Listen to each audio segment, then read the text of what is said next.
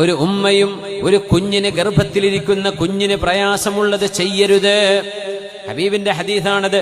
ഗർഭം ധരിച്ചിരിക്കുന്ന പെണ്ണുങ്ങൾ തന്റെ വയറ്റത്തിരിക്കുന്ന കുഞ്ഞിന് ഉപദ്രവമാകുന്ന വിധമുള്ള ഭക്ഷണമോ അല്ലെങ്കിൽ ആ കുഞ്ഞിന് ഉപദ്രവമാകും വിധം മടിപിടിച്ച് വ്യായാമമില്ലാതിരിക്കുന്നതോ ആ കുഞ്ഞിന് ഉപദ്രവമാകുന്ന മരുന്ന് കഴിക്കുന്നതോ ആ കുഞ്ഞിന് ഏതെങ്കിലും തരത്തിൽ മാനസികമായോ അല്ലാതെയോ ഒരു കുഴപ്പം വരുന്ന വിധത്തിൽ ഡെലിബറേറ്റായിട്ട് ഡിപ്രഷൻ അടിച്ച് കിടക്കുന്നതോ ഒന്നും ചെയ്യരുതേ.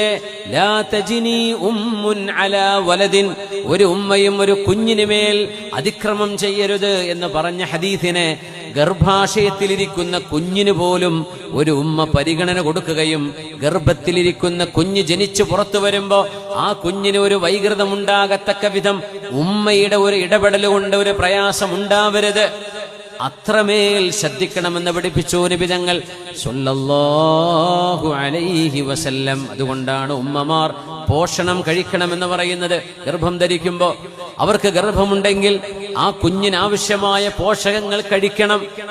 നമ്മൾ അങ്ങനെ ഡോക്ടർമാർ എഴുതിയാൽ അത് അവർ വെറുതെ പൈസ ഉണ്ടാക്കാൻ വേണ്ടി എഴുതാൻ അങ്ങനെ പറയും. ഒരുപക്ഷെ ഏതെങ്കിലും വല്ല വൈറ്റമിൻസോ എന്തെങ്കിലും നമ്മുടെ ശരീരത്തിൽ ഡെഫിഷ്യൻസി ഉണ്ടെങ്കിലാ അവരത് എഴുതിത്തരാ, കഴിച്ചേക്ക്. നമ്മൾ ചോറും കറിയും കഴിക്കുമ്പോൾ ഒരുപക്ഷെ വേണ്ടത് അതിൽ നിന്ന് കിട്ടിക്കൊള്ളണമെന്നില്ല, വിശപ്പ് മാറിയേക്കും.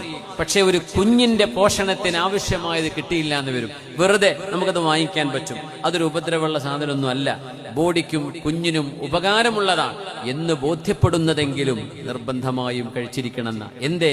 ലാ തജ്നി ഉമ്മുൻ അലാ വലദിൻ ഖാല റസൂലുള്ളാഹി സ്വല്ലല്ലാഹു അലൈഹി. ഒരു കുഞ്ഞിന് പ്രയാസമാകുന്നതും ഒരു ഉമ്മ ചെയ്യരുത് എന്ന് റസൂലുള്ളാഹി സ്വല്ലല്ലാഹു അലൈഹി വസല്ലം.